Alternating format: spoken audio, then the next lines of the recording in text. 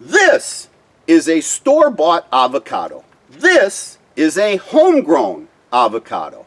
This is a wild avocado. These three avocados are very obviously different from one another. But what is it that makes this avocado wild? Avocados do not grow true to seed. If I plant the seed from any of these avocados, including the wild one, I'm going to wind up with a wild avocado. And wild avocados are unpredictable. They could be delicious. They could be disgusting.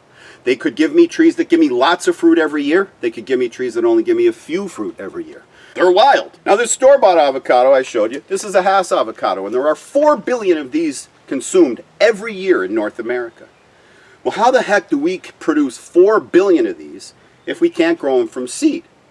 And if you watch this channel frequently, you know the answer to that question is we use a technique called grafting. First we plant a seed. After a couple of months, when the seedling gets to the diameter we want, we actually clip it. And then we go out into the grove and we take a cutting from whatever tree we want to grow. This is a Simmons variety avocado. If I want to grow more Simmons, I go out to my Simmons trees, I take a cutting from the Simmons, and I actually insert it into the stem of this seedling. And today, I got super lucky.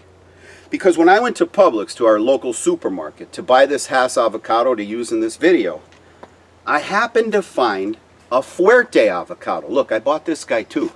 A Fuerte avocado was in the bin with the Hass. You see, Rudolf Hass knew.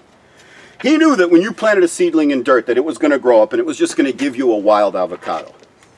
And in the 1920s, there was no such thing as a Hass avocado because Rudolf didn't grow his Hass yet. The Fuerte was the dominant avocado in the marketplace. So old Mr. Hass planted a bunch of seeds, just like I have here. These are all avocado seeds right here, all these seedlings, right? And when the seedlings popped up, he did his grafting, just like I showed you, right? He took cuttings, he inserted them into seedlings, he wrapped them up with tape, and he grew a bunch of Fuerte trees. But something went wrong with one particular tree. The graft didn't take. Here's a graft I attempted on this little seedling a couple of months ago. You see, I inserted this cutting into this seedling. It turned brown, it's brittle, it's dead, right? I taped it up, it did not take. It was not a successful graft like the other ones I showed you. But below the graft, the seedling shot out another shoot and continued to grow. And eventually, after 12 or 13 years, it started giving these different looking avocados, right? They look different than the Fuerte. And he was ready to chop the tree down. His daughter talked him out of it. She said, I love the taste of that avocado, Dad. Don't cut the tree down. And he started sharing it with neighbors and stuff like that, and they loved it too. He gave it its name. Fast forward 100 years, and 4 billion of these suckers are eaten every year. This wild avocado came about the same exact way. So I was out picking Russells the other day. Much like this tree, they went in and they grafted it. The only difference is that graft succeeded. And if you look here in this picture, you'll see a healthy Russell avocado growing on the tree. But below the graft, a little shoot started growing. And normally we go around and we prune those shoots off, right? We don't want wild avocados stealing our water, energy, and fertilizer when we're trying to grow a Russell. But somewhere or another, this tree, you know, the grower didn't notice it, and he grew his own little trunk, if you see there in the video. And hanging off that trunk was a bunch of these wild avocados. So as you see, I picked one. That was a week ago. I've let it soften on my counter so I could do a taste test for you guys. The other reason I'm excited about having this Fuerte avocado mixed in with the Hass.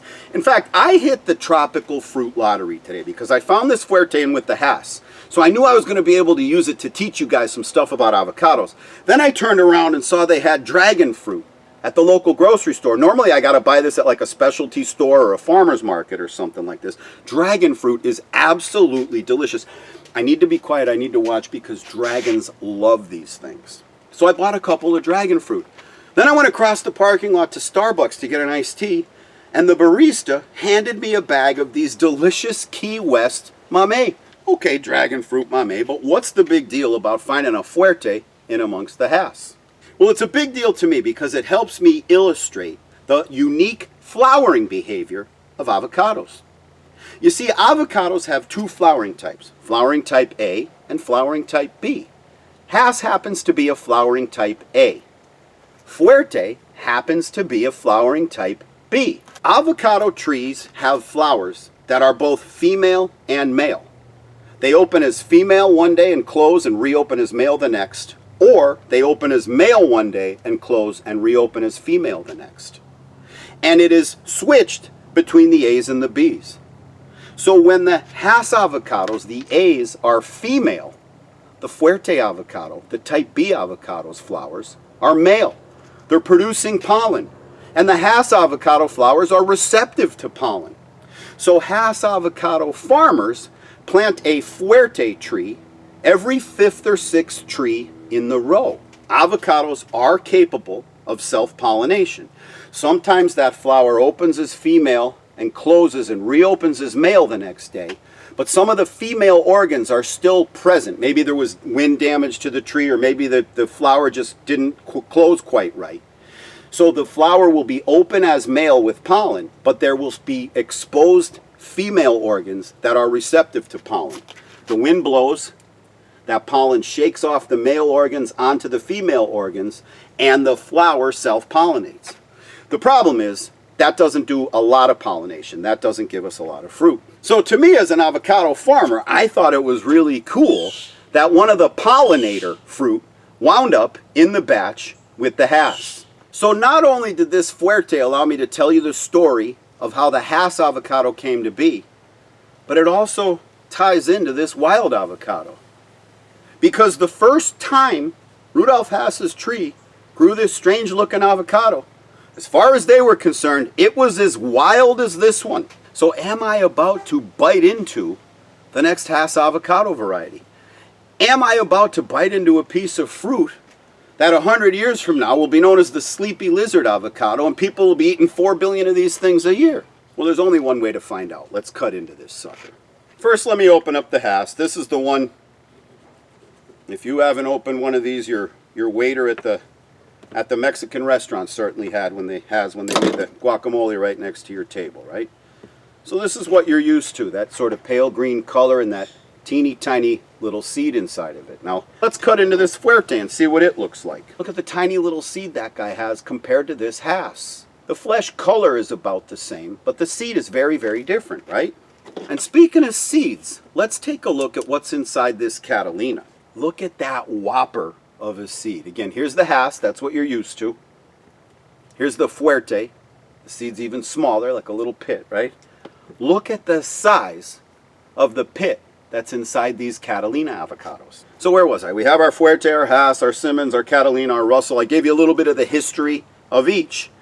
Well, now you're going to watch history unfold. This is the first time this variety of fruit has ever come to be. Probably the first time one of these was ever eaten. I doubt anyone else stumbled upon that tree the way I did and picked one of these and ate it. So let's cut this thing open and let's see what's inside of it. Now, usually when I cut into these wild guys, they're all pit. He's got a lot more. This is the wild avocado. There's a much bigger seed to about the same amount of flesh in an actually smaller piece of fruit. So this guy's well over half pit in size inside. The color of the flesh is a little more vibrant than the Hass avocado, but not nearly as bright yellow as the Simmons. The texture is a little more on the mushy side, kind of like a Hass avocado would be. But let me taste this guy.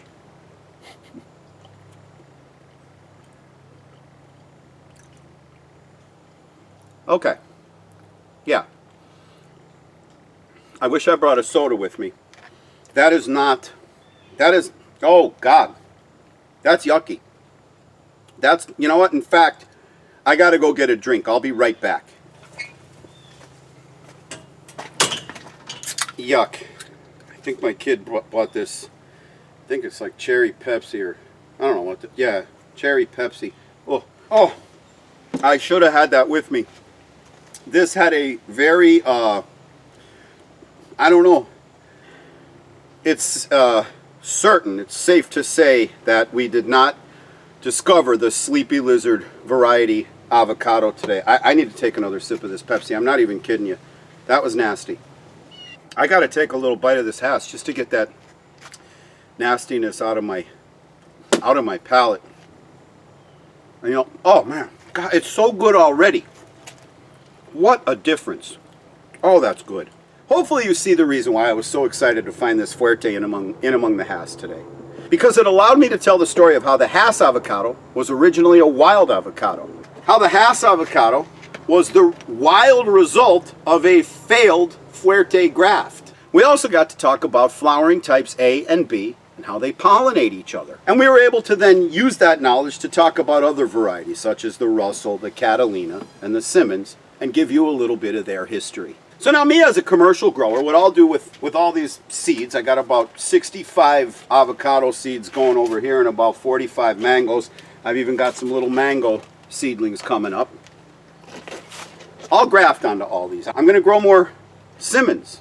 I'm going to graft a lot of Simmons this year. Why? Because the Simmons harvest in June. And you guys love my avocados so much that you start beating me up in February. Do you have any avocados yet? Do you have any avocados yet? So I need to actually plant more early varieties to satisfy your demand.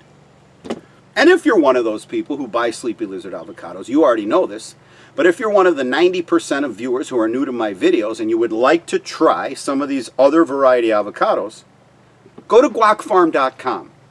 GUACFARM.com. We sell our avocados when they're in season, which is usually June through about January. I also sell mangoes in the summertime, pretty much the month of July. Starting in 2023, I'll be selling Mamey. And if you're not a tropical fruit person, but you happen to like this t-shirt, you can get one of those out there too. I got them in long sleeve and different colors. So I mentioned my son loves these dragon fruit. I'm going to go inside and eat some dragon fruit and watch a couple of preseason games with my son tonight. While I do that, you go to guacfarm.com and I will see you on the next video.